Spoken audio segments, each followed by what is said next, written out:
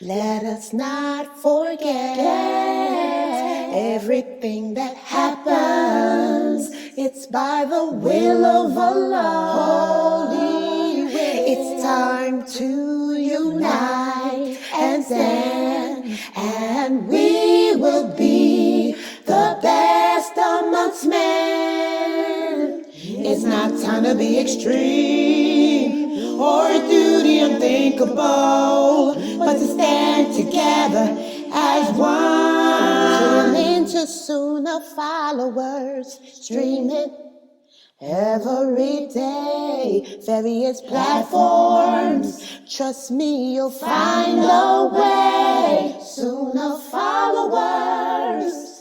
Ask Sister Laila live. Ask Sister Laila live. Weekly for the show at the hour. Ask Sister Laila live. Ask Sister Laila. Invite your friends and family. Get cozy.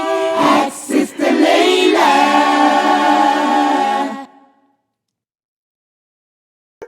So I want to, give a shout out to thank Sister Geechee for all the jingles, all of our jingles that she puts together for us here at Sunnahfollowers, and we do all of this for the sake of Allah. She doesn't get paid for it. She's a mother, she has children, and she has a husband, and she sets aside, time to do our jingles. And I want to thank her husband for allowing her to do that for me, because alhamdulillah. By the way, guys, you all know I got banned off of TikTok. Oh, yeah. TikTok banned Sister Laila Nasheeba. Oh, yeah, they banned me. I don't know why. They said multiple violations of their whatever. So I'm banned off of TikTok, which I don't care. I don't use TikTok anyway. It's a kids program. But subhanAllah, because of Geechee, they can't come at me with copyrights, because all of our material is copywritten by us. So alhamdulillah, may Allah bless Sister Geechee and her family. Ameen. Okay, I want to welcome everybody to the Ask Sister Laila live show. This is our show that's held every Friday at this time. And alhamdulillah, if any questions that you have about Islam, you can feel free to type them on the screen and ask them. If I cannot answer it, don't fret. We do have Sheikh Morsi, and we do have Dr. Jamali. They come in with that little cabbage patch at the end of my song. I can always call one of them to come in here and answer a question if it's something that I can't handle. And alhamdulillah, it's always a delight to have Sheikh Morsi answer questions. And also it's a delight for Dr. Jamali to pop in every now and then like he does to handle the Q&A. And again, for those of you who are new, I do have a lot of new shahadas with me. I want to again congratulate my new shahadas on completing Ramadan this year. And I want to also remind my new shahadas, don't be afraid to ask any question. Just type it on the screen. If you are on Facebook, YouTube, LinkedIn, Twitter, DLive, Trovo, Twitch, I can see whatever you type. And also Instagram. I have Sister Famay on Instagram standing by, to help with the questions. And by the way, is Sister Mina here today? I haven't seen Mina. She's still celebrating the Eid? Famay, Mina's not in there, right? No, she's not in as well. Okay, so we don't have Mina, but mashallah, just let everybody know I'm proud of all the children of Sunnah follower kids. They completed their Ramadan this year. I had my 7-year-old kids doing whole day fast. Mashallah, I'm so proud of them. I want to give a shout out to the Muslims on the West Coast. Hello. Y'all see that? My West Coast Mexicanos. This is Precious and her family. See the little babies there? They did whole day fast. Alhamdulillah. Whole day fast. I'm so proud of them. They also won a trophy for the basketball Pee Wee League. Shout out to my West Coasters. And also, just to let y'all know, check out Sister Fresno. I think I got a picture of her here. Look at this. Pictures. There's Fresno holding it down on the West Coast, the Fresno crew. with Sister Precious and Sister Mina, and y'all see that cat, Mr. Kitty, hanging out there on the garbage can. You see that, Latifah? I got the cat on the garbage can. Hello, checking them out. That's their Eid celebration. The West Coast Fresno crew. Alhamdulillah. So we had a good Ramadan, you know, mashallah. A lot of you are still celebrating, you know. By the way, that's one of the first questions here. Let me answer this right quick. One of my new shahadas. She asked me, how many days is the Eid prayer? And how many days is the Eid celebration? This is a, you know, good question from a new convert, because she said that different masajids celebrate differently. Well, first of all, there's only one Eid. Eid is an Arabic word that means celebration. It means festivity, celebration. You know, once Ramadan ends, the next day is the Eid prayer. That is the festivities prayer. We go to worship Allah. Remember, we talked about, as for the new shahadas, we talked about what makes our actions of worship and what makes our celebrations different than the non-Muslims. Our celebrations are centered around remembrance of Allah, you know, whereas the Kafirs, they party and dance and drink and smoke and all that. Instead, you know, we pray and glorify and praise Allah. The Eid prayer is just one day. It's the day after Ramadan ends. That's it. The Eid festivities is one day too. The celebration is just one day. That's it. Now, just to give you guys some of the history, it was during the Caliphate of Ali, radiallahu anhu. During the Caliphate of Ali, he was the first person to do a 3-day celebration. You know, he allowed the Muslims to celebrate the ending of Ramadan for 3 days. But this is just, you know, by choice. It's not part of the religion. You know what I'm talking about, guys? It's not an innovation. It's just a party for 3 days, you know. But there's only one day. The Eid prayer is one, and the celebration is one. That's it. But if people want to do it 3 days, 5 days, where my sister lives, she lives in the Emirates. She said they celebrate for 5 days over there. In Kuwait, they sometimes do 7 days. I mean, subhanAllah. But it's just one. And I hope that answers the question for the new shahadas. One Eid prayer, one celebration. Okay? And Brother Ahmed, he wants to know, how is the Eid khutbah performed? What do you mean? A khutbah. A khutbah is an Arabic word that means lecture or talk. How is the celebration talk performed? The Imam just talks. If that's what you ask, it's just a talk. The Imam will talk. I mean, the prayer is different because the prayer differs. Remember, the Prophet sallallahu alaihi wasallam said, make the sunnah prayers different from the obligatory prayers. The prayer itself consists of just 2 rakats, but the first rakat is 7 takbir, and the second rakat is 5 takbir. Okay? But other than that, a khutbah is just a talk. The Imam talks about something. You know, it's just a talk. I'm trying to keep it simple for my new shahadas here. Okay? You understand, Brother Ahmed? Does that answer your question?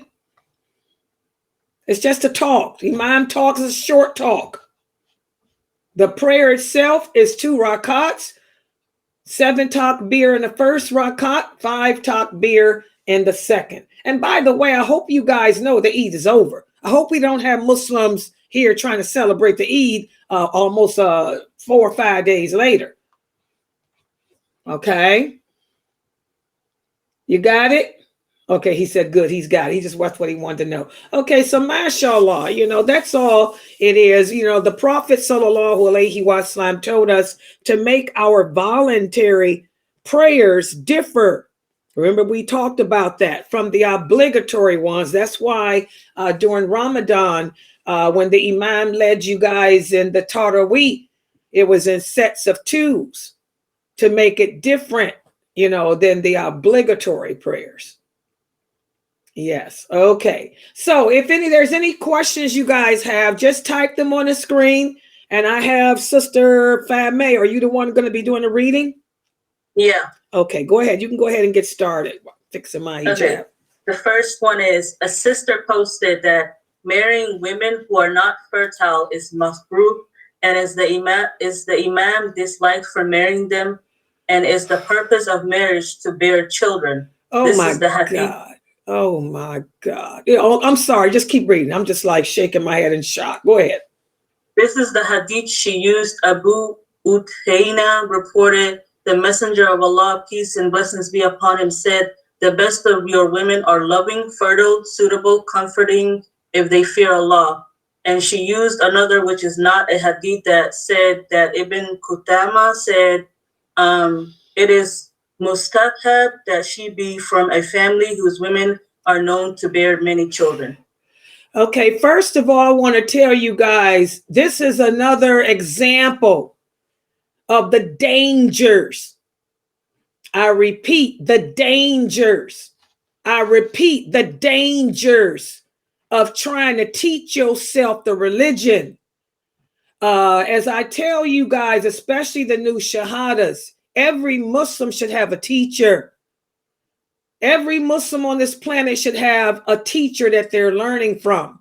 Okay? The Prophet Muhammad sallallahu alaihi wasallam was the teacher for the companions. Okay? The angel Jibril alaihi salam was the teacher of the Prophet sallallahu alaihi wasallam. And seeking the correct knowledge of this religion is an obligation upon every Muslim on this planet. The Prophet Muhammad sallallahu alaihi wasallam said, when it comes to learning this religion, ask the people of knowledge. He also said, sit in the company of the people of knowledge. That means learn directly from the people of knowledge. You cannot pick up a hadith book. It's my cats fighting. You cannot pick up a hadith book and start reading it and think you know what the heck is going on. Okay? A lot of us do exactly what's happening here. We take hadiths, we twist them out of context. And I want you guys to understand the meaning of the Arabic word hadith. Hadith is an Arabic word that translates in English to mean the things the Prophet Muhammad said and the things the Prophet Muhammad sallallahu alaihi wasallam did. So if I'm going to say hadith, this is something that the Prophet Muhammad sallallahu alaihi wasallam said, or it's something that the Prophet Muhammad sallallahu alaihi wasallam did. And whenever we talk about what a person said or what a person did, something had to happen. Something had to happen. Something had to happen to cause that person to say whatever they said or do whatever they did. That's why as Muslims, we have to know the history of the hadiths. That's why you can't pick up a book, a Bukhari or any book and start reading a hadith and think you understand what's going on. You have to know who, what, where, when, why, what happened to make the prophet say something if he said it. And you have to know the whole story behind it. And then after you hear what he had to say, you have to understand that hadith the same way that his companions understood it. Am I making myself clear? You can't walk around and read a hadith where the prophet said, it's good to get married to a woman who's fertile. And then you walk around saying it's mahrum or it's haram to marry a woman that can't have children. First of all, second point, I want every new Muslim to write this down. The word mahru does not exist. I repeat, the word mahru does not exist. I repeat, the word mahru does not exist. The word dislike does not exist. The word dislike does not exist. What do I mean? The Prophet Muhammad sallallahu alayhi wasallam said, the lawful and the unlawful things have been clearly defined by Allah. There's no such thing as disliked. Disliked is a term. Mahru is a term. Dislike is a term. Mahru is a term. I repeat, dislike is a term. Mahru is a term that the scholars came up with. And they came up with these things, many times they came up with it because it was something that they didn't know the answer to, something that they didn't understand, or they use it in cases of different opinions. Allah doesn't speak like that. The Prophet didn't speak like that. The Prophet didn't go around saying something is mahru. He either said it's lawful or it's not. Allah doesn't say in the Quran something is mahru. Allah says, I hate the things that I made haram. Everything that Allah made haram, which means unlawful, are the things he hates. Everything that Allah made lawful is good and clean. So I want you sisters to take the word mahru out of your vocabulary. Either it's something I can do or something I can't do. There is no in between. That's the second thing I want you to understand. Thirdly, there is no hadith. There is no hadith. There is no hadith on this planet that says it's haram for a man or forbidden for a man to marry a woman who can't have children. If that's the case, why did the Prophet Muhammad marry Aisha? Aisha could have had kids, but she didn't. Aisha never gave birth to not one child. And Aisha is one of the mothers of the believers. She's the fifth. They say she's the fifth most perfect woman ever created. So that knocks all that garbage out the door. Okay? Fourthly, what's the story of this hadith? Okay? The Prophet sallallahu alaihi wasallam did not go around telling men to only marry women that can have babies. What happened was there was one young brother who had gotten married. He married an older woman. He married an older woman, and the Prophet asked him, why didn't you marry a young girl? And the man said, because I have sisters who I am taking care of. And I wanted to marry an older woman who's more mature, who could help me care for my children. This is the hadith that a lot of people tear to pieces. Okay? And the hadith that you're narrating is not a hadith, whereas the Prophet said it's forbidden to marry a woman that can't have children. This hadith is a conversation that the Prophet Muhammad sallallahu alaihi wasallam had with a young brother who was getting married. He said, when you choose a woman, try to choose a woman who, first of all, believes in Allah and fears him. And secondly, make sure that she can give you children, because this was a young brother. And thirdly, make sure she's someone that you can get along with. Do you guys understand? So you sisters are going to have to stop hanging around Muslims who don't know this religion. Muslims that teach themselves the deen. Muslims that lie on the prophet and lie on Allah. Because when we take a hadith like this, twist it around out of context, now you're saying that Allah said it's disliked to marry a woman that can't have children when Allah didn't say that. You're lying on Allah.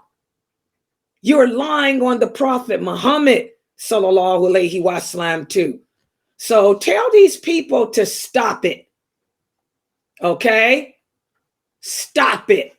Because no one knows what the womb is going to bring forth anyway.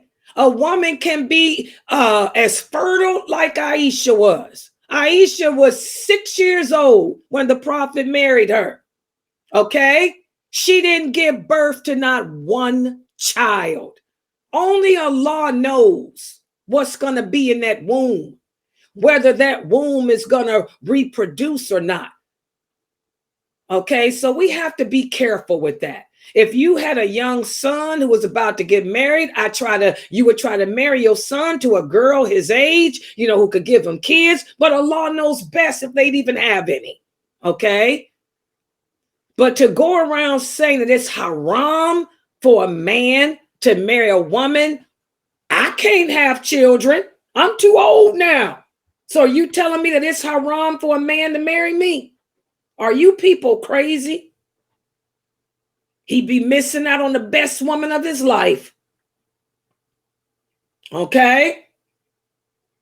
So I hope that answers your question, sister. Don't take these hadiths and twist them around to mean what they don't mean.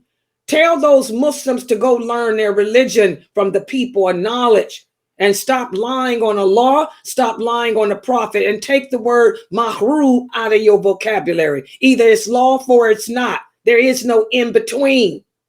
There is no in between. Okay?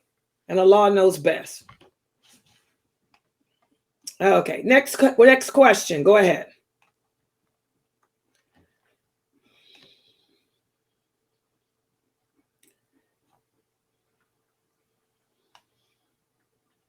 Whoever this woman is that's telling you this stuff, Jenna, tell her she needs to stop trying to pretend to be a scholar and go learn the basics.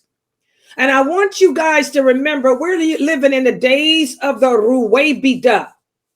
Who are the Ruwaybidah? The Prophet sallallahu alaihi wasallam said, there will appear amongst you many people who will be able to recite the Quran by heart beautifully, but it'll never go past their throats. In other words, they won't understand what they're saying, okay? Because they won't know my sunnah. They won't know the things I said. They won't know what I said to do. They will issue Islamic verdicts. They will issue Islamic verdicts that go against what I said. That go against what I did. These people, he said, will be known as the Ruwaybidah. They have a lot to talk about. They can tell you all about the worldly matters. They'll be able to speak all about politics. But if you were to ask these people the basics of the religion, they won't know. If you were to ask them about the lawful and the unlawful, they won't know it. Ask them about the pillars of the prayer, they won't know it. The pillars of the wudu, they won't know. But they run their mouth and got a lot to say based on their opinion. That's the Ruwaybidah. So whoever this woman is that's telling you this stuff, I'm sorry to say she sounds like Ruwaybidah. Because any woman that's going around telling another woman because she can't have children, she's haram for a man to marry, that woman got a mental problem. Something's wrong with her. And Allah knows best. Don't take your knowledge of the religion from her. She's crazy. And Allah knows best. This is why we got a high apostasy rate. Do y'all see that? This is why we have a high apostasy rate of Muslim women. Women convert to Islam and they apostate within 2 years because they come upon an idiot like that. That is ridiculous. Allah knows best. Go ahead. Next question.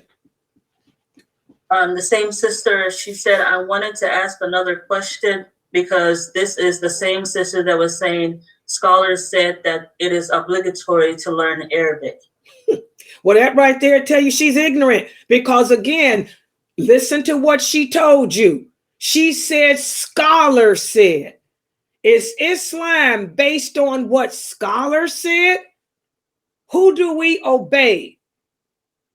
Do we believe La ilaha illallah, scholars do Rasulullah? Is Islam based on scholarly views? The Prophet Muhammad sallallahu alaihi wasallam said Islam is based on only 2 sources. The book of Allah, which is the Quran, and that's what Allah said. And my sunnah, which is what I said. Where does the word scholar come from? And by the way, scholars come a dime a dozen. Do y'all know who's the most famous scholar of all? Who's the most famous scholar? Shaitan, Iblis. Iblis is a scholar too. He's got a lot of followers. Scholar is a term of endearment. Okay? So this woman, whoever she is, I suggest that you not take your knowledge of Islam from her because she's not teaching you from the Quran. She's not teaching you from the Sunnah. She's teaching you from scholarly views. And I'm pretty sure Iblis is probably the head honcho. So Allah knows best. Stay away from these people.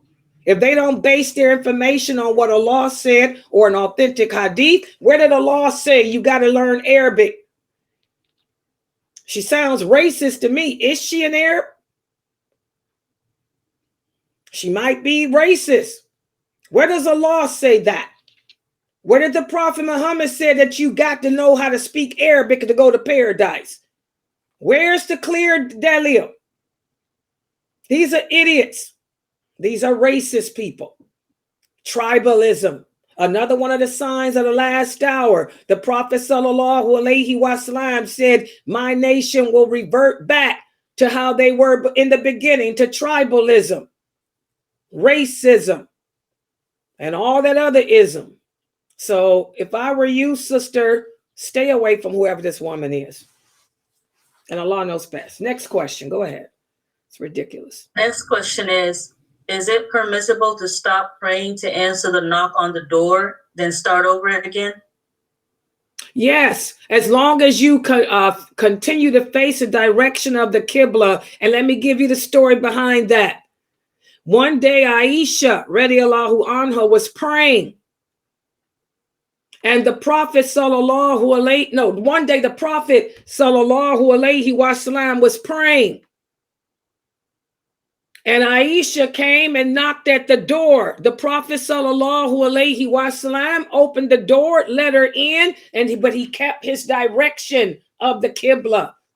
So yes, if you're making salat and you hear someone at the door, like the kids are at the door, as long as you continue to face the direction of Qibla, you can open the door and go back and resume your prayer. And Allah knows best. That source is Sahih Bukhari. That's Sahih Bukhari. Okay. Yes. Next question. I had a person ask me why we are not to talk with them, the non-believers. What is the proper way to respond to this question? Who said you can't talk to them? Again, whenever somebody tells you that you cannot do something, they have to bring the evidence. Just like if I'm going to tell you that you cannot arch your eyebrows. I'm going to follow it up with the hadith where the Prophet sallallahu alaihi wasallam said anyone who removes the hair from their eyebrows has the curse of Allah on them. So whoever told you that you cannot talk to a non-Muslim, where's their dalil? Where's their evidence? The Prophet Muhammad talked to the non-Muslims. So did the companions. There's more non-Muslims in the world than there are Muslims. So what are we supposed to do? So live in a bubble? Where's their dalil? Where's their evidence? So whenever somebody tells you something is haram or something you cannot do or something that you should do, they have to bring the clear evidence. There's nothing in Islam that says that we cannot speak with non-Muslims. But what we shouldn't do is take them as close friends. We cannot become intimate with them. We cannot become close to them. That's called wala wa bara. That's what I'm teaching you in this class at 6 o'clock. Allah tells us in the Quran, in the interpretation of the meaning, they will never do. He says, do not take the Jews and Christians as close, intimate friends, because they will never accept you. They will never accept you.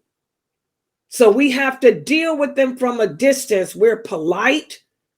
We work with them. We deal with them. But once it's time to go home, we punch that time clock and we say goodbye and we leave. We don't hang out with them. We don't party with them. We don't go out with them because their lifestyle contradicts us. Their belief systems contradict ours. But nowhere does Allah say we can't speak with them.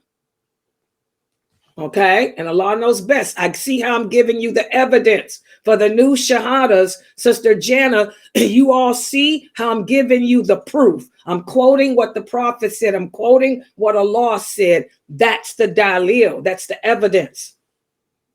Okay, and Allah knows best. And by the way, guys, if you would like to use the microphone, I have a sister here asking. Oh, let me put that up here. Join the Zoom room. Let me.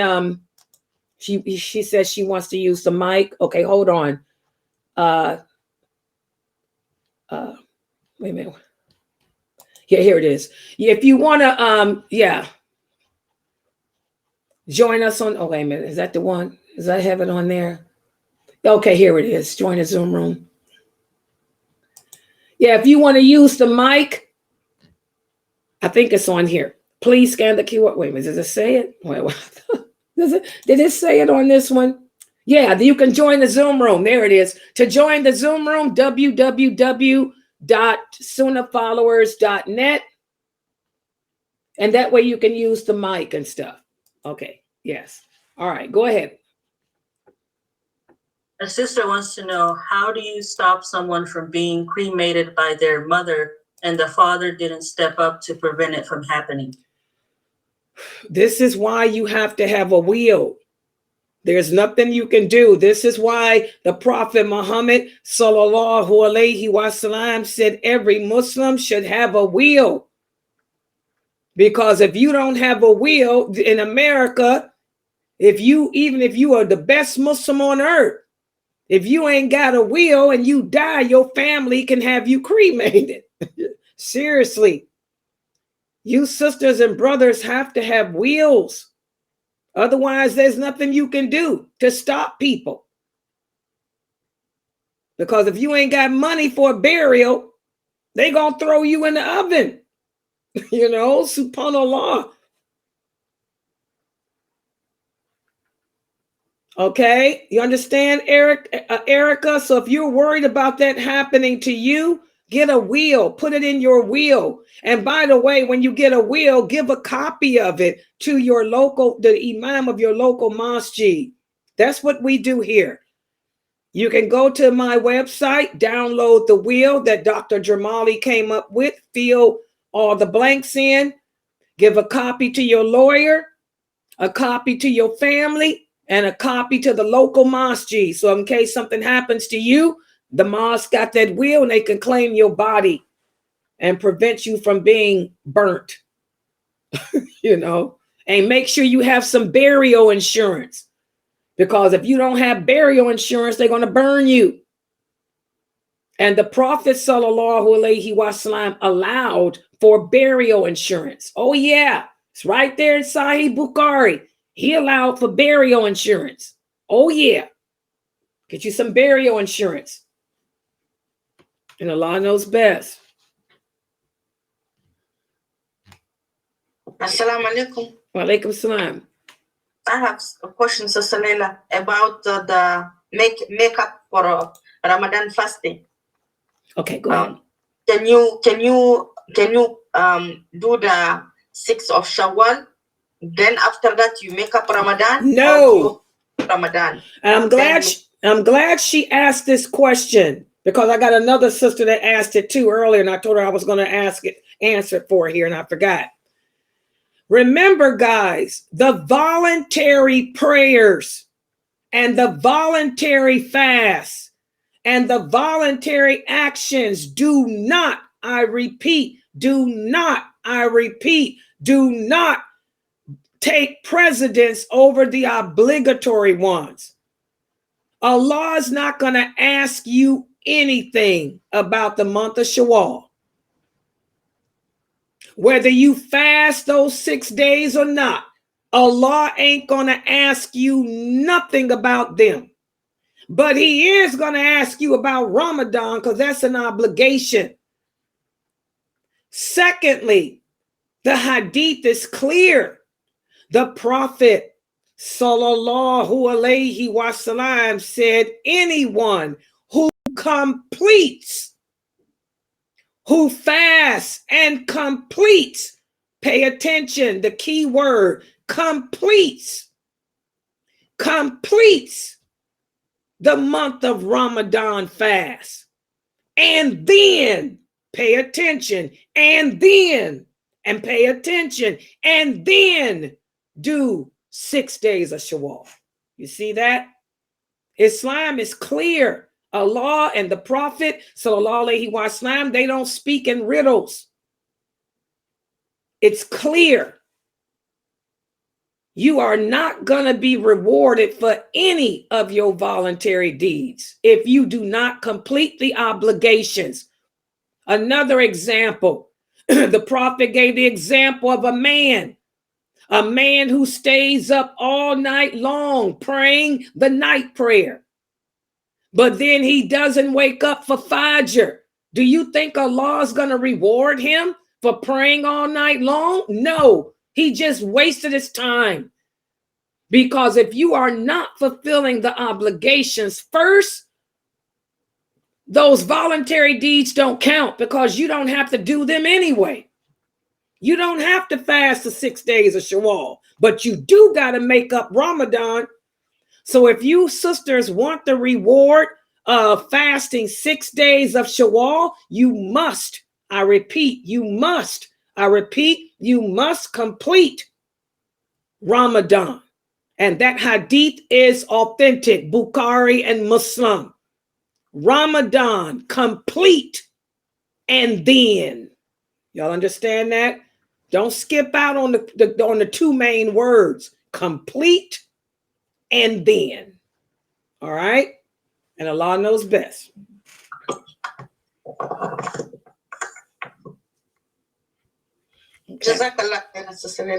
Okay, and no problem. And that's one of the ways Shaitan gets us too. Shaitan will cause us to be more concerned with doing voluntary deeds that we ain't got to do. Shaitan, your personal jinn, he wants you to emphasize doing something that you ain't got to do so you can forget Ramadan, because he knows, your personal jinn knows that Allah ain't going to accept them those 6 days if you ain't completed Ramadan. So don't fall into that trap of Shaitan. That's one of the traps that Shaitan makes. He makes us more concerned with doing what we don't have to do instead of doing what we should do. So Laila, yesterday we are talking, me and one sister here, to make up. and she was telling me, you don't have to make it up. You can do the shawwal and then make it. I tell her, no, I have to do the obligation, the Ramadan first. So we're talking like that. And then she's telling me, you didn't hear what the Imam said, the Imam of the Masjid here in our community. She said, he bring the hadith of Aisha, the Prophet sallallahu alaihi wasallam, blah, blah, blah, blah, blah. I just let it go. I just let her keep talking. I didn't say anything because I know I have to make it up Ramadan and then do that. And there is no hadith where Aisha said, do the voluntary deeds and not the obligatory. That's a lie. They're lying on Aisha too. Because Aisha, when the Roman women, what's the source? What's the source? What's the source? Bukhari and Muslim and Muwatta too. When the Roman women came asking Aisha about the religion and their obligations, she told them, my husband, the prophet said, you have anyone who completes, that's her hadith I'm giving y'all. That's her hadith I'm quoting. Completes the month of Ramadan. Okay, so again, guys, we have to stop lying on these companions and just do what Allah says do. I mean, and don't get into any arguments with these people. I want you guys to remember the hadith that we went over during Ramadan. The Prophet sallallahu alaihi wasallam said, out of every 1,000 people you know, 999 of them will be in the hellfire, and only one will be in paradise. And in another version of that hadith, which is in Muslim, he said, out of every 100 people you know, 99 will be in hell and one in paradise. So strive to be the one that makes it to paradise. That hadith is powerful because it lets you know that most Muslims that you know are going to be in hell. Most people don't understand their religion. And the prophet said that the later generations, he said the later generations will become further and further and further and further and further away from the true Islam, you know.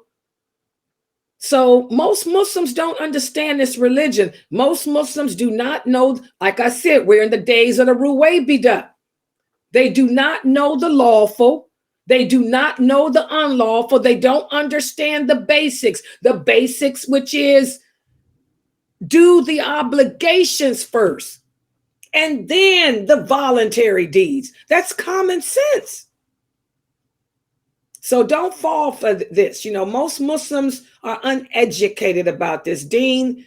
Most Muslims think that just because they watch YouTube or they do Sheikh Google, they know the religion. They don't have no teacher. And the ones that they do call their teacher ain't qualified to teach.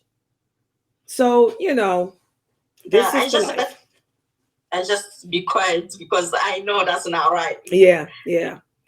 And now you sisters see why I don't go to the mosque.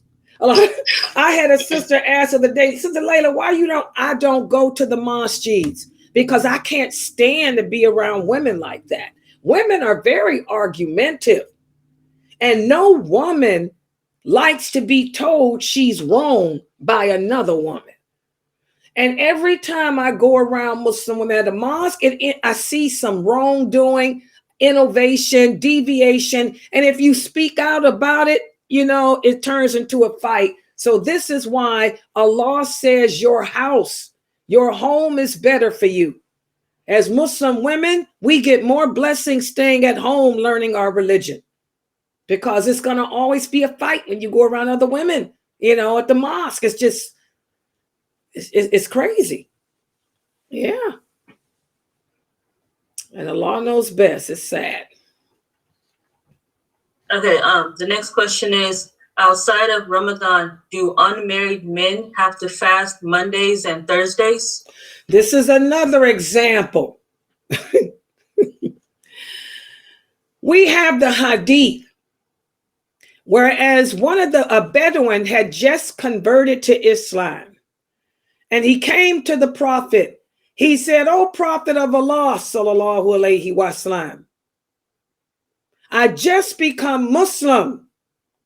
Tell me what is expected of me in regards to fasting.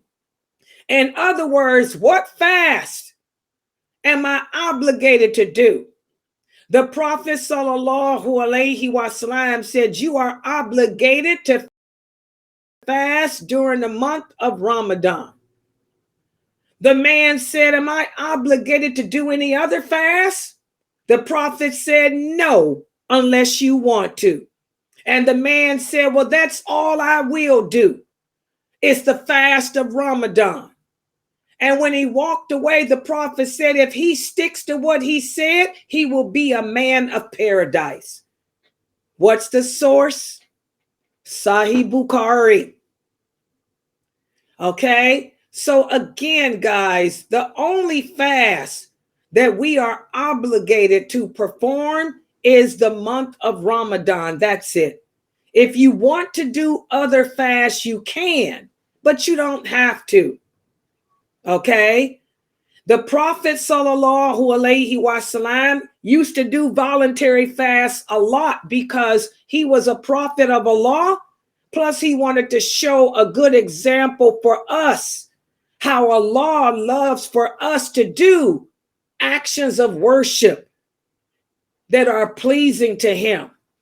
So the Prophet would fast different days. Sometimes he'd fast on Mondays. Sometimes he'd fast on Thursdays. Sometimes he'd fast on Saturdays and Sundays too. After the Jews broke their agreement with him in Medina, he began to fast on Saturdays and Sundays too. Okay, so voluntary fast, you can fast anytime you want, but you're only obligated to do it during the month of Ramadan. You guys understand that? The Prophet sallallahu alaihi wasallam recommended that the single men who have a hard time controlling their sexual desire. Say, for example, you're a young man. You don't have the money to get married. You don't have a job yet. The Prophet sallallahu alaihi wasallam encouraged the young single men like that who had a problem controlling their desires to fast, because fasting takes your mind off your private parts. Because as you guys know from having just completed Ramadan, when we're fasting, we're remembering Allah. Our mind is on Allah, not our body. So the Prophet would encourage fasting for the young brothers to help them control their desires. Okay, but is it an obligation to fast any other time other than Ramadan? No, and Allah knows best. And y'all see how, again, I answered with evidence from the hadith. And I ain't even got to tell you the source, but since I memorized these hadith, I can tell you the source, but I don't have to. But I'm giving you the source too. Okay, and any other questions? The next question is, if you fast the days of Shawwal, is that like fasting a whole year? If you fast the 6 days of Shawwal, the Prophet sallallahu alaihi wasallam said, Allah will forgive you of the sins that you make, that you commit for the upcoming year. But I want you guys to know, fasting those 6 days of Shawwal do not bring more reward than Ramadan. None of the voluntary deeds, I repeat, none of the voluntary deeds, I repeat, none of the voluntary deeds bring more reward than Ramadan. Don't allow your jinn to make you sisters not make up Ramadan, because I'm a woman too. And we women can get lazy and laxed when it comes to our obligations. That's why Allah gave us a menses. And your personal jinn will make you sisters think that you ain't got to make up Ramadan. You can do the 6 day. Nope. Shawwal don't bring the reward Ramadan. Ramadan brings forgiveness of all your past sins. All of them. It brings more reward than Shawwal. Okay? So you sisters, I don't want y'all to get it twisted. I'm a woman and I know how that brain works. I've been there and done that. Okay, I used to be young. I used to do that stuff too. You sisters better focus on making up Ramadan first. Complete whatever days you missed a Ramadan and then talk about shawwal. You understand that? Until you sisters get that Ramadan done, shawwal ain't nothing. It brings nothing for you. And that's the truth. That's what the prophet said. Nothing. Fulfill the obligation of Allah first. Then we can talk about that voluntary stuff. Okay? Because you sisters are going to get it twisted. That's the deficiency in a woman. That hadith where the Prophet sallallahu alaihi wasallam said that we women have a deficiency, it doesn't mean that we're less intelligent than men. It's talking about PMS. We get it twisted, our hormones. We're weaker than men spiritually. We're easy to cave in and not fulfill and not do our obligations. That's the deficiency in us. Don't allow your jinn to take you there. Worry about Ramadan. Complete that and then talk about shawwal. And Allah knows best. The next question is vanilla extract that has less than 1% alcohol not permissible to consume? Because that would still mean it has alcohol in it. Okay, again, first of all, we done been down this road. And this is another example. The Prophet sallallahu alaihi wasallam said that our nation, we Muslims, we don't have the intelligence that the Christians have. The Christians are more intelligent than us. What does that mean? That means that they're more learned than we are. They educate themselves. Whereas we Muslims don't educate ourselves. We take stuff based on what we heard from the grapevine. Whereas the Christians will go out and learn, get an education and learn. First of all, we have to realize there's two different types of alcohol. There's fermented alcohol and there's non-fermented alcohol. Fermented alcohol is the kind that makes you drunk, the kind that makes you high. Non-fermented is not that kind. Okay. Distilled is another word we use in English. We use fermented and we use distilled. Distilled alcohol is the kind of alcohol that makes you high. Non-distilled does not, because it has not been fermented. So we have to understand, guys, that that's how Allah created. He's the one that created all this for us. Now, having understood that, when you look at stuff that says it has alcohol in it, it's not the kind that's fermented. It's not the kind that's been distilled to get you drunk. If that were the case, they wouldn't sell it for children. For example, toothpaste. Toothpaste has alcohol in it too. Mouthwash. But it's not the kind that's been fermented to get you drunk. Rubbing alcohol. They call it rubbing alcohol to let you know it's rubbing. It's not distilled. It's not fermented to get you drunk. The alcohol they put in what you call it, deodorant and lotion. This stuff is not fermented. It is not distilled.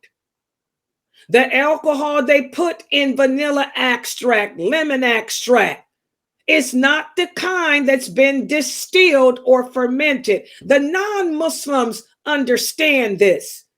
This is what the prophet meant when he said, my nation, we don't have the intelligence of the Christians. The Christians learn. They go to school. They learn the difference between distilled and non-distilled. Just like the non-Muslims know the difference between the word revert and convert.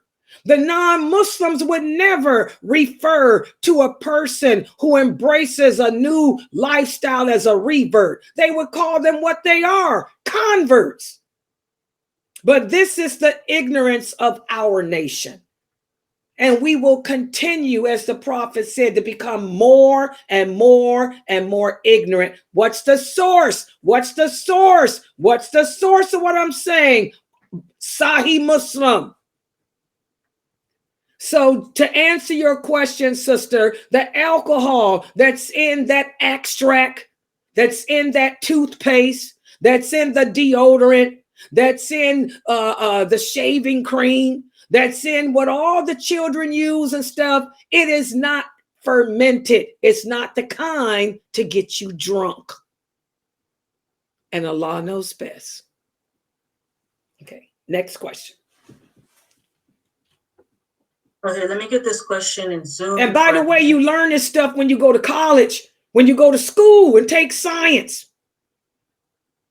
Okay, take science classes, people. I know we don't want to do the math, and I know we don't like to use our noggin, but take some science classes and you learn this stuff. Okay, all right, go ahead. The question is this hadith authentic? Abu Huraira said, the one who recites 80 times after Asr prayer on Friday before he gets up from his place, Allah will forgive his sins for 80 years and will record for him the reward of worshiping for 80 years. Stay away from Sufism. No, it's not authentic. That's Sufism. And Allah knows best. Next one. Okay, the next question is, when we pray behind the Imam, do we say Allahu Akbar every time the Imam says Allahu Akbar? You can, is this a sister asking or a man? A man. Okay, for the man, yes, but you don't scream it out. You know what I'm saying? You don't scream it out, you know, you remember, the Prophet sallallahu alaihi wasallam said, whenever we remember Allah, move your tongue, because your tongue will be a witness for you. Your tongue will testify on your behalf on the day of judgment. So if you, the Imam goes Allahu Akbar, and you go Allahu Akbar, yeah, to yourself, Allahu Akbar, then that's okay. There's nothing wrong with that. You understand? But don't go Allah, you know, Allahu Akbar. You know, there's nothing wrong with that. Now, for the woman, it's different. Remember, as Muslim women, we are not, I repeat, we are not, I repeat, a Muslim woman is forbidden to beautify her voice publicly. Whenever a Muslim woman speaks publicly, even in prayer, we don't speak at all, because prayer requires beautifying your voice in the presence of men. When you're speaking publicly like I'm doing, I got brothers in here, I am making my voice strong, loud, like it is. Allah says in the Quran, "O you women who believe, do not speak softly, publicly, because you don't know what lurks in the heart of man." Even though my dawah is directed towards women, I have men here too. Do y'all think I walk around speaking this way in the house? Why do y'all think my voice, can't you tell I'm straining it to keep it on purpose, to make it loud, to make it serious, to make it intimidating, to make it firm? But do you guys think this is how I walk around the house speaking? You're crazy. My voice is soft. Oh yeah. Layla can be a Marilyn Monroe when she's off once the cameras go off. Oh yeah. But I'm public. My voice has to be loud. It has to be strong. I have to be intimidating because I'm a woman. This is for my protection. Do you know how many men out there would like to take a puck shot at me? They'll think twice. All right. Okay. But no, but for the man, yeah, move your tongue, but you don't scream it out and all that crazy stuff like some of these brothers are doing. And Allah knows best. Yes. The next question is, was Bukhari a companion? No. Imam Bukhari was from Persia. In fact, so was Imam Muslim. In fact, so was all the four Imams except for one. Imam Shafi was Arabic. The rest of them were Persian. Okay, no. Imam Bukhari was one of they came after the companions. But he gathered up the hadiths, the collections of hadiths. But no. The four Imams weren't companions either. And we talked about that hadith, by the way. I'm gonna quiz y'all on that hadith tomorrow. That hadith we went over where the Prophet and in fact, I posted it up for you guys. I posted that hadith up for you guys on my YouTube channel on the community tab. The hadith about the Persians. How the Prophet sallallahu alaihi wasallam told the companions, you will be replaced by his people. And he pointed to Salman al-Farsi. He said, either you will follow them or they will replace you. Because they were the ones that replaced, that replaced them. When the companions died off, it was the four Imams and Imam Bukhari and Imam Muslim and them and Ibn Taymiyyah. Ibn Taymiyyah was, they all kept the Sunnah. They kept the Sunnah of the Prophet Muhammad going. With the understanding of those companions, they replaced them like the Prophet said that they would do. Yeah, and Allah knows best. Was the whole Quran revealed in the month of Ramadan? No, and we talked about that during the month of Ramadan. The Quran was revealed over the course of all those years of prophethood. The Quran was completed. It was completed. The last verses completed during the month of Ramadan. But no, it was not sent down during that month. It was sent down over the course of all those years of prophethood. It was just completed during the month of Ramadan. The last month of Ramadan of the year of the Prophet's death. That's when the Quran was completed. The year of the Prophet Muhammad sallallahu alaihi wasallam's death. That was the last verses and the final completion of it. Yes. And Allah knows best. The next question is, Sister Laila, I had a question. Yes, go ahead, baby. Are you still allowed to eat candy and sweets and like cakes that have alcohol in them? Okay, I just talked about that, guys. The type of alcohol that they put is not the kind that makes you drunk. It's not fermented. It's not fermented. That means it's not distilled. It's not the kind that gets you drunk. So yes, you can eat the cakes. And Allah knows best. Yeah. Okay, thanks, Sister Laila. Yeah, it's not the kind that gets you drunk. A lot of Muslims don't, like I say, the Muslims have to get educated, We just have to learn these things in school. When we take science classes, we learn this, I learned about that in the 11th grade. Sister Laila was in 11th grade when she learned about distilled and fermented, because we had an assignment. They wanted to take some grapes and distill it, and my mother said I couldn't do it because it was against Islam. I was in 11th grade or the 10th grade. I was in the 10th grade.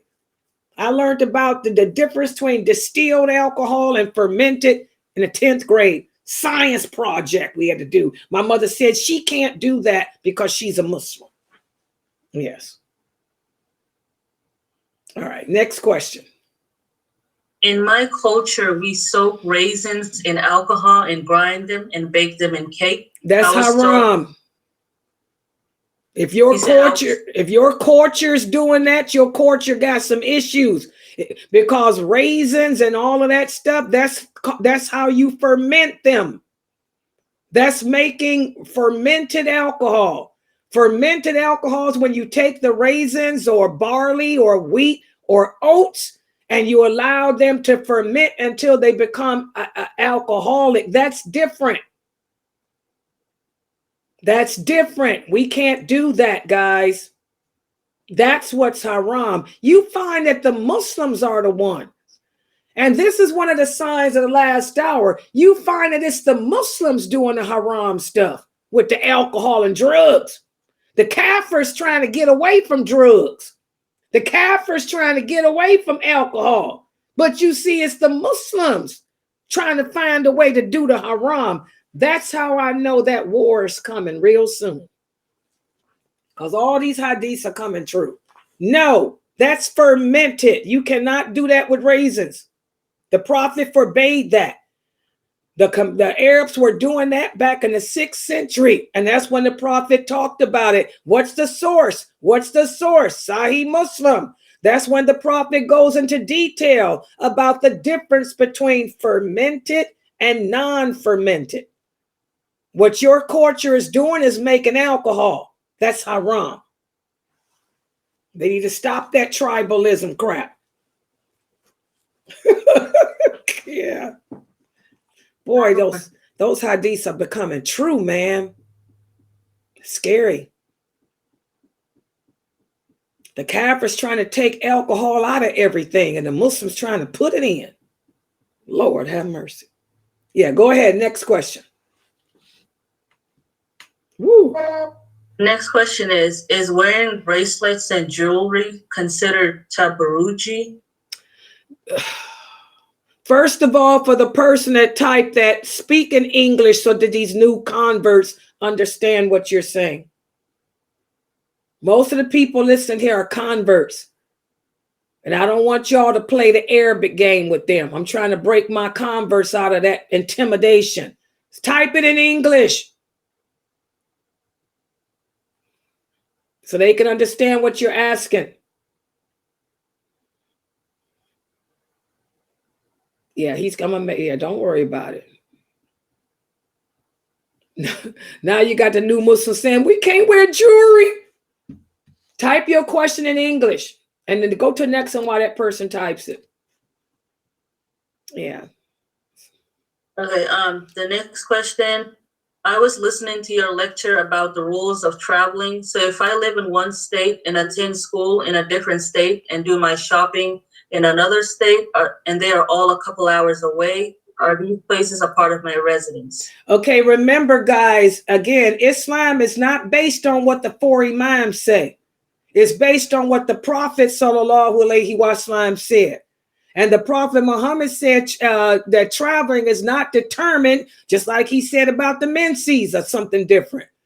You will find that some of these schools of thoughts, their comments contradict the authentic hadiths. Just like all them hadiths, those schools of thoughts, none of them got it right about the woman's menses. Well, here's another example. The Prophet Muhammad sallallahu alaihi wasallam said that travel is not contingent upon how many miles you go. It's about leaving your place of residence to go to another part of the world that's not part of your residence. What's the source? Sahih Muslim. Sahih Muslim goes into such beautiful detail, different examples from the companions of how they went just 1 mile or 2 miles. It don't even matter how many miles. If it's not part of your residence, if it's a part of the world that is not part of your residence, you are considered a traveler. Okay, so if I'm going to go, for example, I live in Cleveland, consists of 50 different suburbs. I live in Akron. Let's say I want to go visit my brother who lives in Westlake. That's an hour and a half away from me because I don't go on the freeway. I don't know nothing about Westlake. I don't know nothing about the West Side. I ain't never been there. I'm a traveler. It's not my regular place of residence. I don't go to that part of the for nothing. I don't know nothing about that side. So I'm a traveler. You guys understand it? The religion is easy. The religion is easy. It's just that we have to learn it the correct way. So as the companion said, whenever you leave your place of residence, your place of familiarity, and travel to another part of the earth that's not your place of residence, that's not your place of familiarity, you are a traveler. Does everybody understand? And Allah knows best. See how simple the religion is. Yeah. So as a traveler, you need a mahram? Okay, we talk about that all the time. You know, Allah makes the laws for women for their protection. If I was going to leave America to go fly to France, if I was going to leave Ohio to go travel to California, Allah requires that a woman have a mahram with her for her protection, because guess what? Not only did highway robbery exist back then, we got detainment, highway robbery, human trafficking, and everything else today too. Everybody understand? So Allah makes the laws for our protection. But of course, there's always exceptions to every rule. But as a Muslim woman, you don't want to go, especially in this day and age, you don't want to go anywhere alone. It's for your protection, woman. You guys get it? Now, let's say I want to go to California. I can have my grandson go with me to the airport, wait with me until I board the plane. And then when I get to California, I'll have somebody meet me at the airport. That's safe. That way I'm protected. But as far as you women traveling all around the world, you know, like vagabonds, you opening yourself up to all kind of danger. Okay? And that's what that hadith means. They had highway robbery then. Women were being raped back in the 6th, 7th, 8th, 9th century. Women were raped. Catch you out, you're going to get raped. Well, it's the same today too. Let they catch you alone, you're going to get raped. You're going to get popped. You're going to get killed. Especially if you're a terrorist. So it's for your protection, sisters. You shouldn't be traveling alone. Okay? And Allah knows best. Yeah. Okay, the sister from earlier, she said that tabaruji is adorning yourself or dressing and acting a way that's excessive. Okay, this is the problem. A lot of Muslims don't know what the word excessive means. That's why I wanted you to type it in English. A lot of Muslims don't understand what's meant by excessive. A lot of Muslims don't understand what's that word at all. Nothing. The Prophet Muhammad sallallahu alaihi wasallam said again, the lawful and the unlawful has been clearly defined by Allah. If Allah doesn't say it's haram, then that means it's lawful. There is no verse in the Quran, nor is there any, I repeat, there's not any, I repeat, there is no hadith on planet Earth that's authentic that forbids women from wearing jewelry. The Prophet's wives wore jewelry. Aisha wore bracelets. She wore bangles. She wore earrings. She had a necklace. Remember how the slander began. Aisha was traveling with the Prophet sallallahu alaihi wasallam and the other companions, and she lost her necklace. Okay? So we got to be careful as Muslims trying to make things haram that Allah didn't make haram, because we got problems. We're jealous. Okay? So jewelry is not haram. But what Allah does forbid us is prostitution. I'm going to break it down in plain, simple English for you women. Since you women don't know what excessive means, you know what a prostitute is, don't you? Allah has cursed. He says in the Quran that he has cursed the woman who decorates herself up and goes to the marketplace and stomps her feet. Her bangles can shake and make noise so she can pick up men. That's what's haram. It's haram for you women to prostitute yourself. And a lot of you do that. A lot of you sisters, makeup is not haram. But the way you sisters wear it, some of you have on those fake eyelashes that go up to the moon. Haram, haram, haram. Okay? You put on all this pink stuff on your face, all this lipstick and glitter up here, and then you go to the ISNA conference or the ICNA conference or these MSA conferences with all that perfume on. You shake and stomp your feet so your jewelry can jingle. Y'all know I ain't lying. So y'all can pick up a dude. That's a prostitute. Jewelry is not haram. Makeup is not haram. Prostitution is. That's in plain, simple English. I know all y'all women understand. So we don't have to play with Arabic words, because Arabic is a language. It's not a religion. And you sisters don't speak Arabic. You sisters will take an Arabic word and twist it around and mean something that it don't mean. So that's why I tell y'all, type it in English, because I'm going to break it down to you in English. Prostitution is haram, because you don't know what excessiveness is, but you know what prostitution is.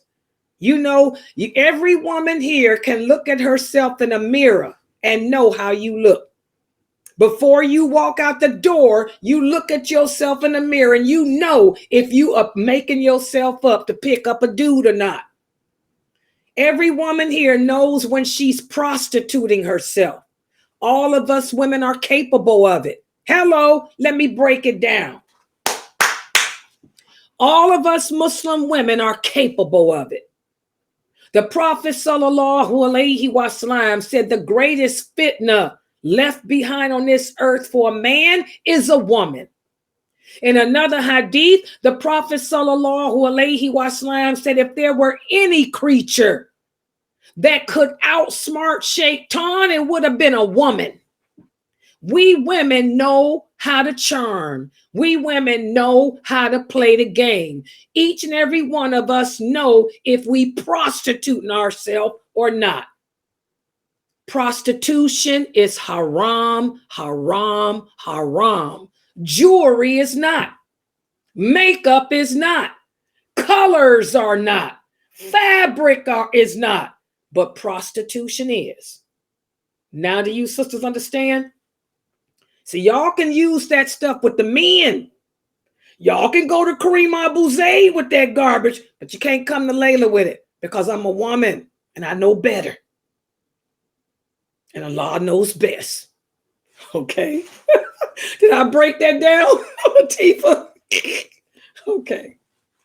Trying to make jewelry and stuff haram. No, jewelry ain't haram, but prostitution is.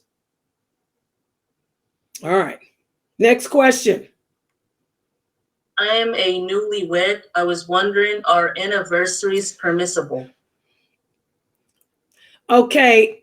This is a question that has nothing to do with lawful and unlawful, but instead it has to do with wala wal bara, allegiance, allegiance, allegiance.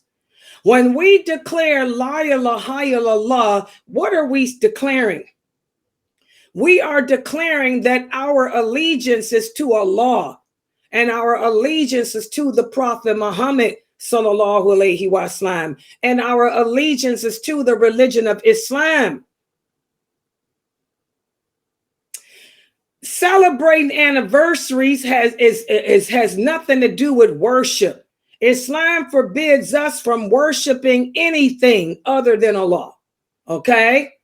Also, we are forbidden as Muslims from assimilating actions that contradict our belief system. Anniversaries don't contradict that either. So celebrating anniversary is not an act of worship. Celebrating anniversary does not contradict our belief system, but it may fall into the category of, is that something that is from our way of life? Is that our culture? Remember, as Muslims, our culture is Islam.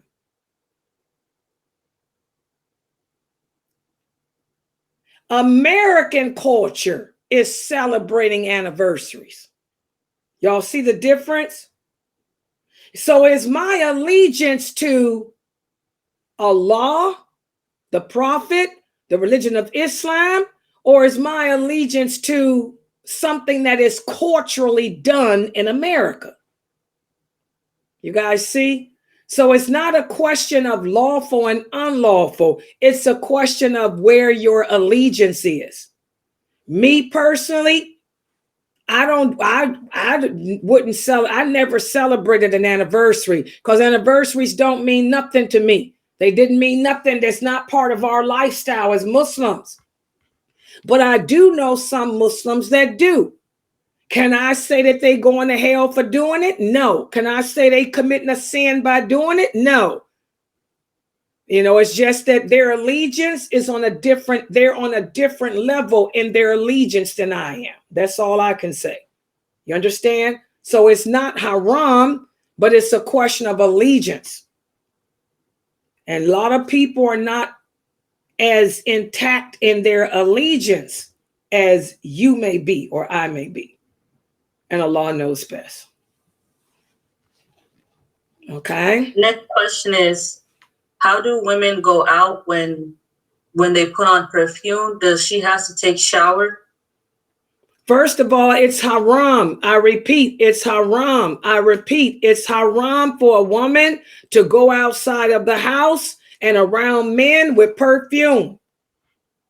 The Prophet sallallahu alaihi wasallam said, any woman who puts on perfume and goes outside the house, any man who smells her is as if she's had sex with him. And such a woman has the curse of Allah on her. So I don't know any God-fearing Muslim woman who would put on perfume. Even me, look at me. I like to look nice. I like to look balanced and beautiful because Allah loves beauty, but you would never say you smell Laila Nasheeba because I don't wear perfume. Perfume is haram for us to wear because any man that smells you, it's as if you had sex with him. It's like you're an adulterer. And you have Allah's curse on you. So I want you sisters to answer that question. Is having Allah's curse on you worth putting on that perfume?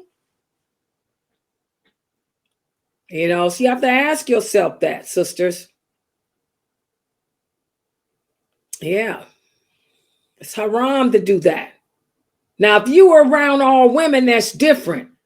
If you were around other women, but when you go out that door, you're gonna pass your neighbor who's a man. You're gonna pass the mailman or the boy next to any male that smells you. It's as if you had sex with him. I want you sisters to think about that. And there's a difference between perfume and body spray. Now, again, When you guys go and ask the brothers don't know the difference. I'm a woman. Laila Nasheeba knows the difference. Y'all can't ask me about that. You know bath and body spray ain't the same as no perfume. Okay? You sisters know. Like I say, we women can outsmart Shaitan, but we can't outsmart each other. That's the limit with a woman. She cannot outsmart another woman. You can outsmart a man. You can outsmart Iblis maybe, but not another woman. Okay? And Allah knows best. Next question. Can we pray in the same room as the Mona Lisa picture, which is not located towards the Qibla, but to the side? Okay, what it is, guys, are you evidently this person is at work? Are you at work? Is that why you asking? It's not a picture in your house. It's a picture at work or something like that. Is that what you're asking? Let me get more information from this person. Is it a picture at the job or something like that? And you have to make prayer? Let me answer it. Prayer is an obligation that must be fulfilled. Even to the point whereas if there's no water around and you can't get to no water and you can't get to no dirt, you pray without a wudu.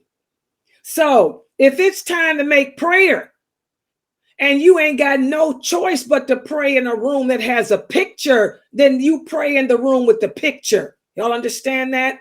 Because prayer is an obligation. It has to be performed. Okay? Now, if you are praying and you can cover a picture, then that's good. Cover it up. But if you cannot cover the picture, you still perform your prayer, because prayer is an obligation that must be performed. And Allah knows best. If you have no choice but to pray in that room and you can't cover it up, then you pray. Everybody understand? Just like if you had no wudu, no water, no dirt, you pray without the wudu. And Allah knows best. The next question is, a sister wants to know what's the punishment of not making up her Ramadan fast? This is a major sin. That means when you die,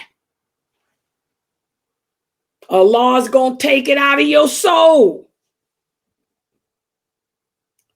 That's why I'm telling you, sisters, y'all got to make them days up.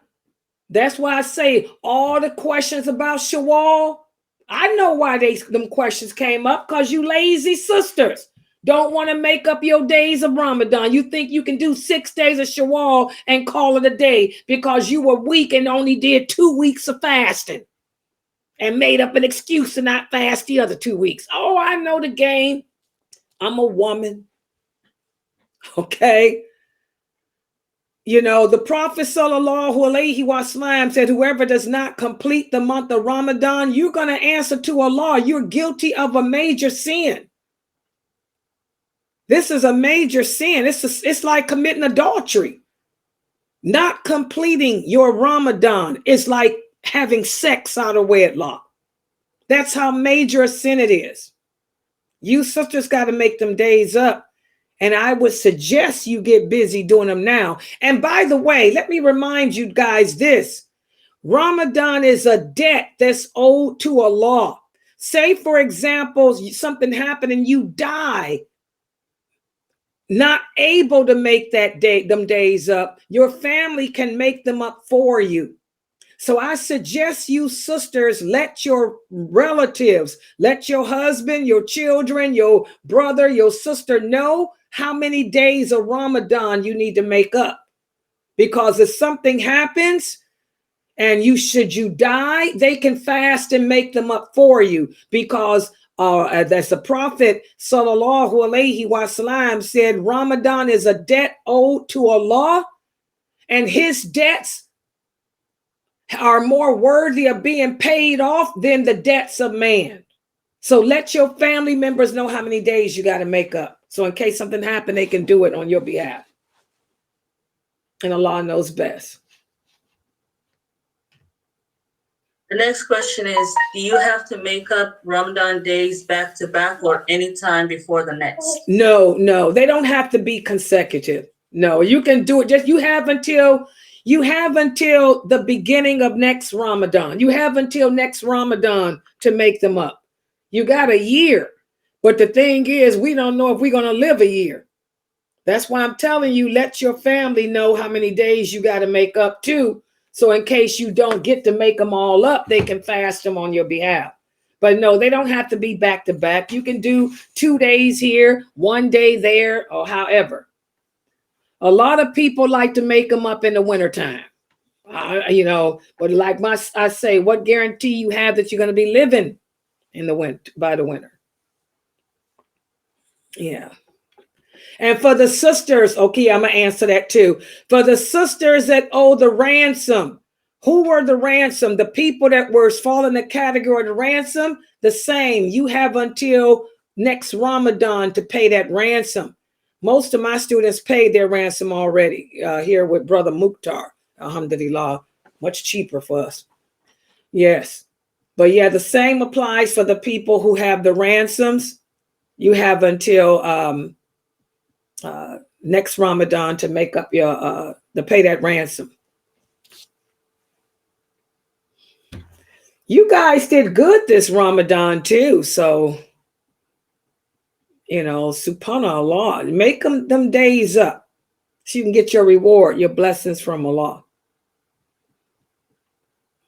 Yeah. Also, guys, let me remind everybody too, tomorrow I'm going to begin the new class from the book written by Sheikh Muhammad Saeed Atli entitled Prohibited Imitations. That class will be at 9 p.m. Eastern Standard Time. I'm going to put out tonight what pages to read that we're going to go over. We're going to start with the beginning of the book, of course, but I'll let you know what pages to review. So that class will be tomorrow at 9 p.m. For those of you who have not yet bought the book, please make sure you go to atlionline.com and get that book. It's only $7. Yeah, the book is $7. And also on Sunday, inshallah, we'll be back to the Sunnah Follower Kids program, and we'll be using the book Dunya by Brother Abdullah Kirk.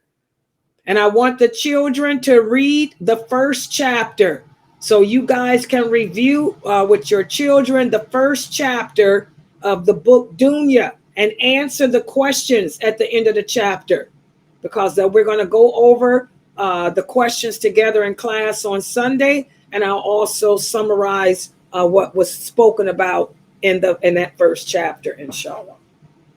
Yeah, go ahead. Any other questions? Go ahead.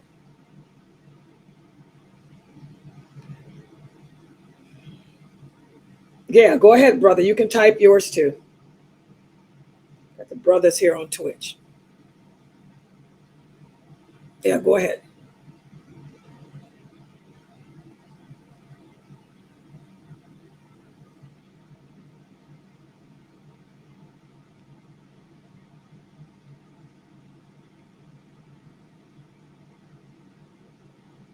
Yes. Okay. The brother here is typing. Yeah, there's nothing wrong with that. He's saying to me, he said, Sister Laila, I really enjoy your classes and I really enjoy your Q&As.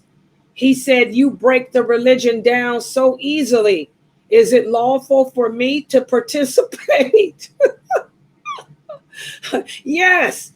Aisha radiallahu anha was one of the first scholars of Islam. Did you guys know that one of her students was Imam Malik's teacher, Asma.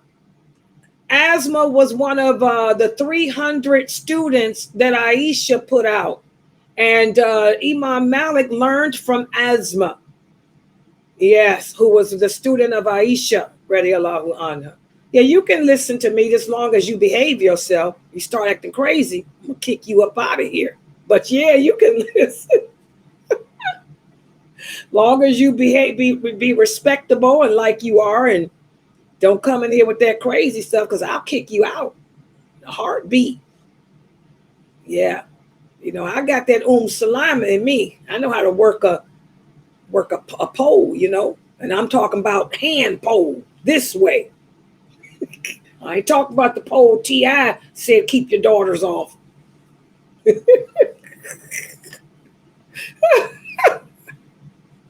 Yeah. Yeah. Go ahead. Any questions in there, Femi?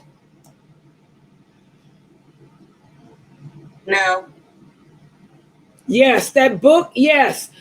This is a question too from one of the new shahadas. She wants to know, yes, for the new shahadas, the class with the kids on Sunday, yes, join it. My Sunnah Follower Kids program at 2 p.m. on Sundays, since you new shahadas have the book too. Dunya, it's not a children's book, as you guys can see. It's not a children's book at all. So you new shahadas can join too. That way you're learning, you know, how to maintain your fitra in a non-faith filled society. Yeah, so yes, the new shahadas are welcome to join the Sunnah Follower Kids program too. Yeah, so that way you can go over the book with us too. Yes, very good question. Yes. Any other question? Yeah, go ahead. Yes. Okay, this is a good question too. The brother wants to know, for fasting the days of shawwal, do they have to be consecutive? No. You don't have to do all 6 days together. If you want to do 6 days of shawwal, you can do them, you know, they can be spaced out. Okay, yeah, they don't have to be back to back. A good job. Yeah, you brothers should. You should do it. Yes. Yeah, do them now. Okay, here's another question about fasting on Friday. Yes, that hadith is authentic. The Prophet sallallahu alaihi wasallam said, "Do not. This is our day. Friday is our day." He said, "Do not fast on Fridays unless you fast the day before it or the day after it, not both." Comprende?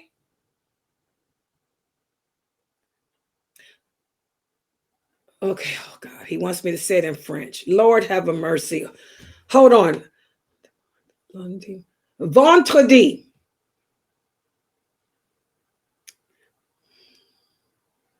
Right. Okay, he's got it. Okay, yeah. You can fast either one, not both. Okay, you can either fast the day before or the day after, not both, not before and after. So that's based on the hadith, whereas the Prophet sallallahu alaihi wasallam came home and found Zainab, his wife Zainab, was fasting, and he said it was a Friday, vendredi, yeah. And so he asked her. He said, "Did you fast yesterday?" She said, "No." He said, "Do you plan on fasting tomorrow?" He said, "Do not fast on Friday unless you fast the day before or the day after." Yes.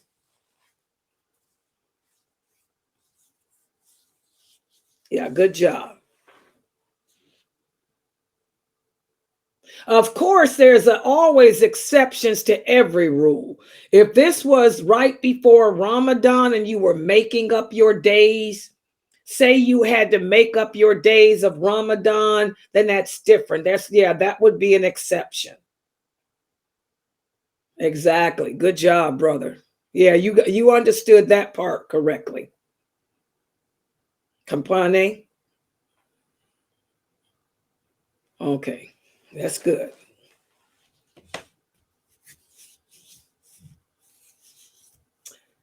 Okay.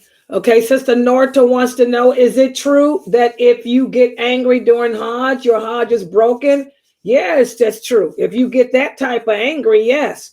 When you make Hajj is all about self-restraint and self-refrain. You can't go to Hajj fighting people. You can't kill anything. You can't even kill anything, you know, in Mecca, in the harem. You can't even kill a cockroach. And them things are everywhere. Yes, you have to follow the rules of making Hajj. You can't go there fighting and killing and any of that crap. Yeah. Hajj is the biggest jihad for a woman. Yes. Here's a question in Zoom. Is circumcision also applied to women as part of their fitra? A sister on TikTok posted a video that went viral saying female circumcision is a mustahab due to this hadith. Abu Huraira, one of the companions of Muhammad sallallahu alaihi wasallam, was quoted saying, 5 things are fitra: circumcision, shaving pubic hair with the razor, trimming the mustache, paring one's nails, and plucking the hair from one's armpit. And she said that it did not only apply to men. Okay, and they banned me. They banned me on TikTok, y'all. They banned my account because I was teaching the truth. But they got people like her not banned on TikTok. Okay, again, guys, be careful of TikTok, Facebook, YouTube, social media people and their garbage. These are the days of the Ruwaybida. Who is she? She's an idiot. This is another example of, again, picking up the hadiths and quoting them and don't know the story, don't know what you talking about. That hadith does not apply to women. Because if she was a person of knowledge, she would know the hadith, whereas the Prophet sallallahu alaihi wasallam, when he also talked about the fitra, the rest of that hadith, that's just one sentence. He gave a khutbah, a 5-page khutbah. When he talked about the fitra, one of the companions said, "O Prophet of Allah, what about the women? Should we circumcise the women?" The Prophet sallallahu alaihi wasallam answered and said, if you do, first of all, you don't have to do the woman. And if you do, you only take a little of it. He said, you only take a little, because if you take too much, it can be harmful.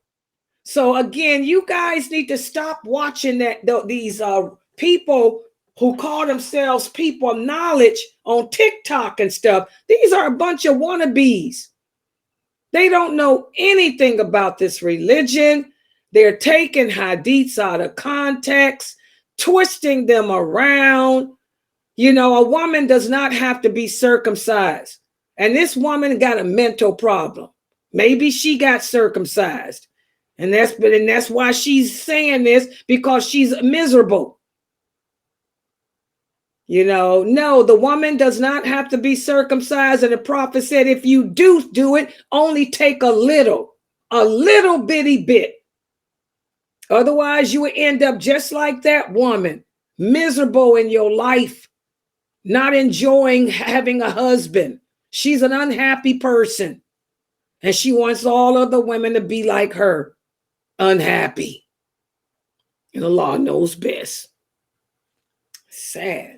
Man, these TikTok people, they banned me. Oh yeah, my account's banned on TikTok. They banned Laila. They didn't want to hear the truth. They wanted to hear people like her. Yeah. Allah knows best. I have a question. The question is, this is Samira Hayes. Okay. Okay. Okay. Speaking on those same terms, there's a chat room where one of my friends is just crazy about it, and I disagree with her because they might read a book or whatever they're reading, but the individual running the chat room or individuals in the chat room express their opinion and views. I disagree with that because I don't think I should take from you. You're not educated. That's a big sin. That's the problem. You're not supposed to. And that's the big problem. We have all these people on TikTok, social media, sitting up in chat rooms. None of these people qualified to talk about Islam. They have no understanding of this religion. They are the Ruwaybida. This is that hadith that the Prophet was talking about. They sitting there reading hadiths and misconstruing the meaning of them, twisting them around, teaching themselves. We're living in the days of the Ruwaybida. And that's why Allah is so angry. That's why Allah is sending all this wrath and punishment upon us. We've deviated away from true Islam. You know, we are in the era of Ruwaybida. It's really sad. And the people of the truth, we get banned. Like me, they banned me on TikTok. My little videos that I was putting out explaining stuff like this to y'all, they got me banned. They don't want to hear the truth. They want to keep the Ruwaybida on there. Yeah, that's Shaitan. That's how he works. That website I was talking about is Clubhouse. I don't like Clubhouse. Yeah, well, don't advertise it because you'll have these new shahadas trying to look it up. I don't like that either. Yeah, you people just keep coming here like you are with me to learn from the people who know. You got Dramali here. You got me, Dramali, Mukhtar. Yep. Oh, yeah. Yeah, any other questions?